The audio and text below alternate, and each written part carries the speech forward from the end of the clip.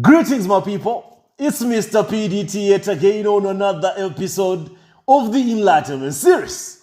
I think this case of Mr. TB Joshua is going to create a lot of problems for Mr. PDT. It's going to create a lot of issues for myself, but none of the problems that I can't handle, none of the problems that I can't deal with. At the end of the day, the only thing that I want you, my people, the Church of God, to know is what these babalawos, what these self-proclaimed prophets cannot do does not exist. They can go lengths, they can go an extra mile to fool masses, to fool gullible masses. They've been doing this for years. What makes you think they'll stop at any point? Why do you even doubt their ability and their capacity to stage manage TB Joshua's death, TB Joshua's demise? I know the majority of you would love to believe it. You would never want to question it. The same way you have not been questioning anything in the Christendom. And that is the reason why we've gotten to where we are today. We are having this problem. We are dealing with this calamity today. Simply because you have been too naive to question certain things that you could see with your naked eyes. You have been mad to become too religious, not spiritual, in as much as you have confused the level of your religious ignorance with spirituality. You have been made not to use your own senses. Everything has been just brought to your faces. Miracles have just been performed before you. Prophecies have just been given before you. And you were made to just believe that it is the power of God.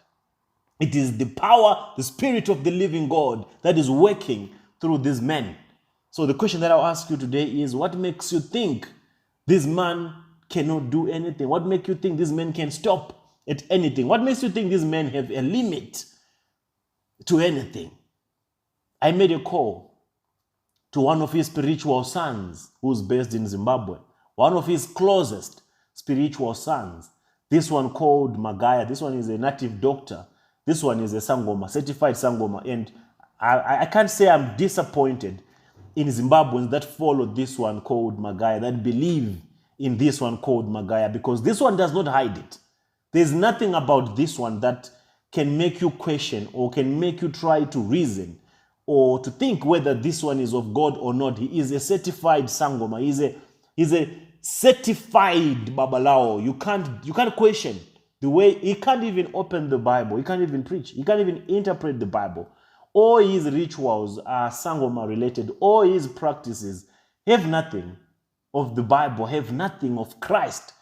And the message that I sent towards him, and he responded, say, can we have a chat? Can we meet and talk?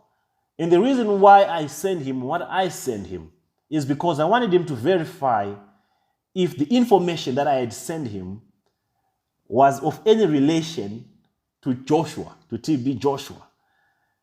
The guy did not really give me an answer as to the information that I sent to him was 100% Joshua's information.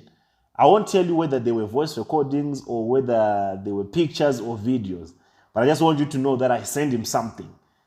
Without him verifying that whether it was Joshua or not, the guy said, let's meet and talk. My people, do you think I'm in a position to meet and talk? Do you think I will submit myself to any form of a meeting with these people of TB Joshua? To meet and talk about what? What's there to talk about? Just confirm to me that the information that you have sent me is not related to TB Joshua. There's no need for a meeting. I don't want to meet you people. I don't want to have a round table with you people. Just confirm. And the reason why I'm doing this courtesy, I'm extending this courtesy to send them this material is for them to confirm. If they say it's not, then I can have the liberty to bring it out here and talk about it.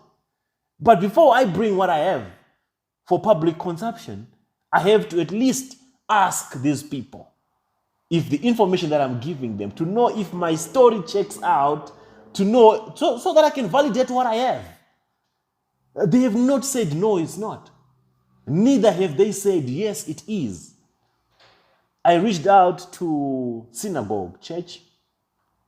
After I reached out to them, I asked if I can get hold of the woman of God. Yeah, they call them women of God, whatever. They said, no, you can't. We need to know what it is that you want to talk about, what it is that you want. I said, my name is Mr. PDT. Of course, I know you know me. And I would really want to share some information with the woman of God. And I really want to balance this expose that I'm doing about TB Joshua, because I don't believe TB Joshua is in that tomb.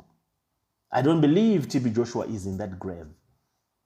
They said, no, wait, we'll get back to you. What? I said, just get me the woman of God, the prophetess, the wife to Joshua. That's all I want. I just want to talk to her and ask her and at least send some information that I have to her so that she can confirm if the information that I have is cooked or if the information that I have was made up.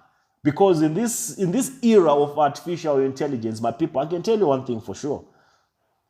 Artificial intelligence can make you say something that you did not say. Artificial intelligence can make you do something that you did not do. Can make you commit a crime that you did not commit.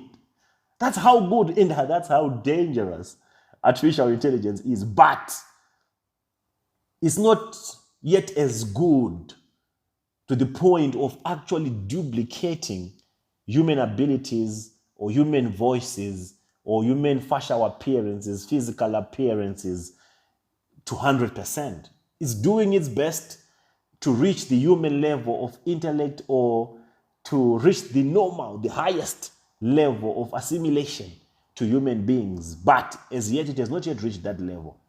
That's why I have to cross-examine my sources, my information with actual people, with the Joshua team, so that if Mama TB Joshua can tell me that the information that you have is false, then I can now have the benefit of the doubt to say, okay, maybe this information was cooked, or maybe the information that I have is not 100%. But after that, when I reached out to their office, they waited for a day, 2 days, 3 days, 4 days. On the 5th day, I received a call. And this was coming from some intelligence. I do not know which intelligence that was. But one thing I can tell you, it was some intelligence.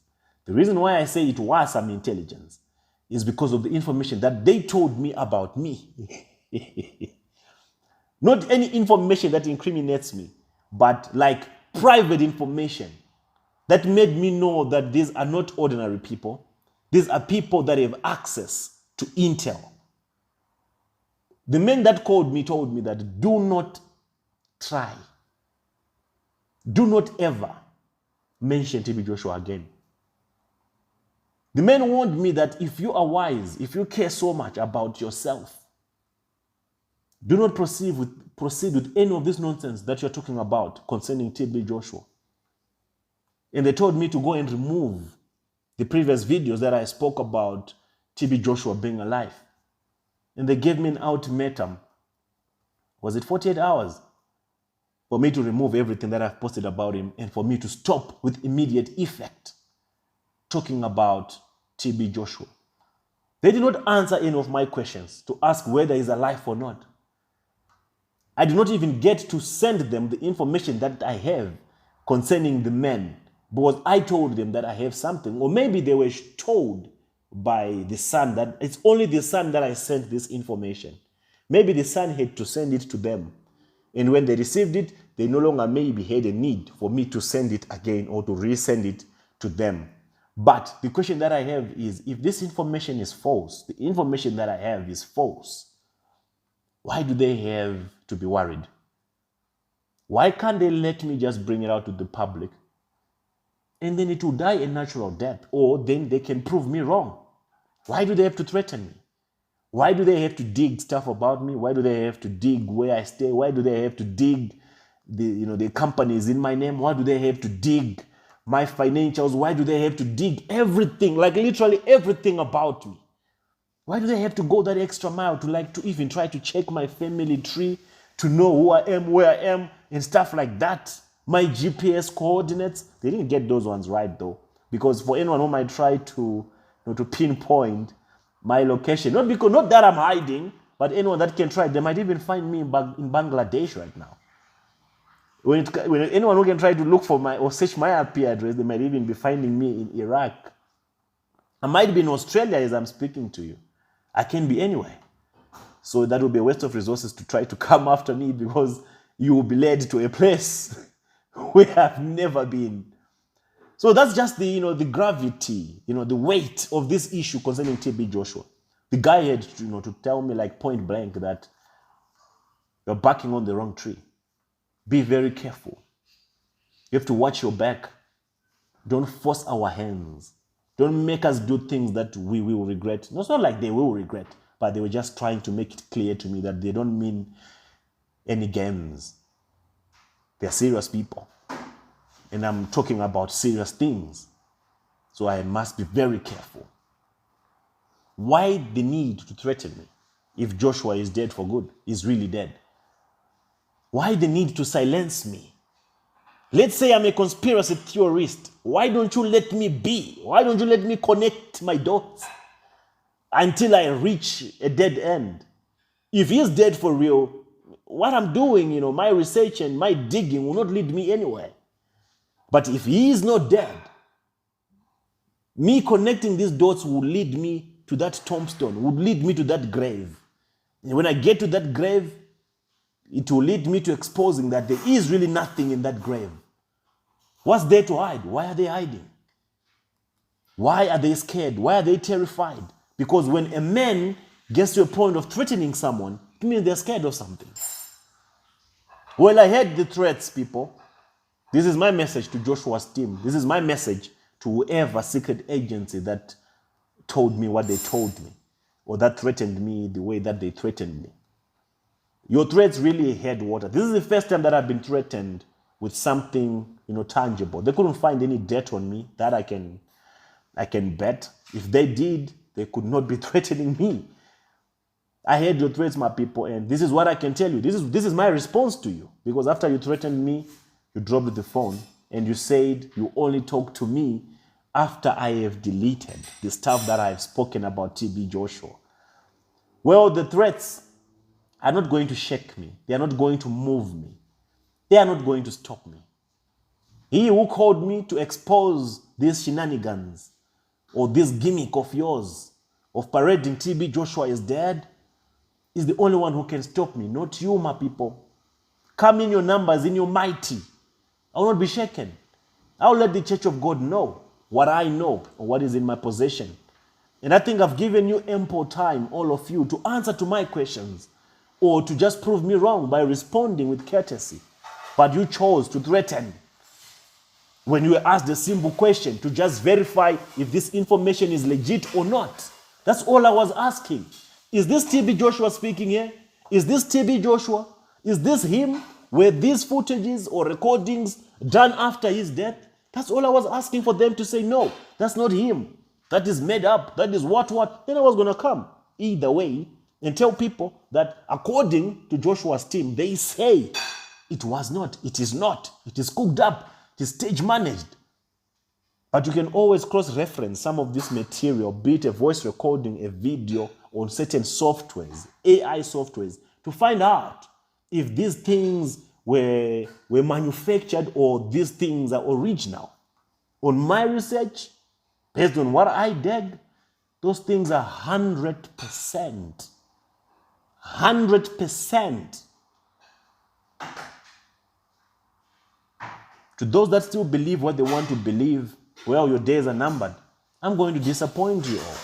I've seen in my previous video, there were so many cases.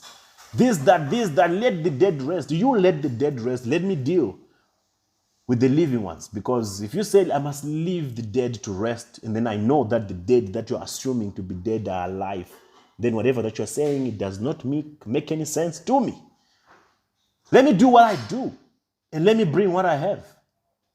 And let's see now if the dead are really dead, or the dead, the presumed to be dead, are still alive. I am Mr. PDT, and I'll check you out again on the next episode of the Enlightenment series. I'm out.